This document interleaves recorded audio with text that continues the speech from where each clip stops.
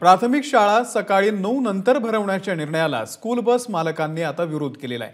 शिक्षण विभागाने चर्चा न करता मार्ग काढल्याने स्कूल बस मालकांनी विरोध केलेला आहे। फेरविचार न केल्यास स्कूल बसचं भाडं 25 ते 40% वाढवणार असल्याचं त्यांनी सांगितलंय। स्कूल बस मालकांचा राज्य सरकारला हा इशारा समजला जातोय।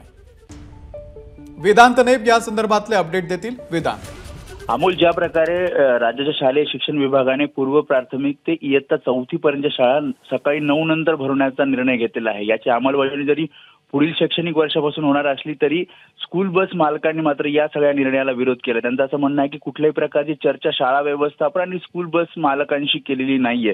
याच्यामध्ये अडचण अशी आहे की 2 शिफ्टमध्ये शाळा भरतात आणि त्यामुळे जर सकाळी 9च्या नंतर जर शाळा भरत असतील तर या 2 शिफ्टमध्ये विद्यार्थ्यांना ने-आण कशी करायची असा प्रश्न या सगळ्या बस चालकांसोबत मालकांसमोर आहे। आणि सोबतच जी वेळ सकाळी 9 आणि शाळा सुटण्याची वेळ साधारणपणे 3:30, 4, 5च्या दरम्यानची आहे। ही वेळ कार्यालयीन कर्मचाऱ्यांची ये-जा करण्याची वेळ आहे आणि त्यामुळे पीक आवर आहे आणि या पीक आवरमुळे बस चालवण्यासाठी किंवा विद्यार्थ्यांना ने-आण करण्यासाठी मोठी अडचण येऊ शकते असं सुद्धा बस मालक संघटनांचं म्हणणं आहे।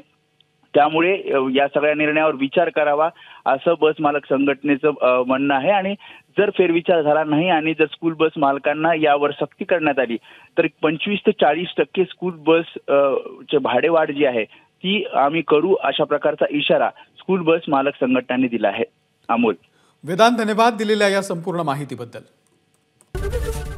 एबीपी माझा, उघडा डोळे बघा नीट।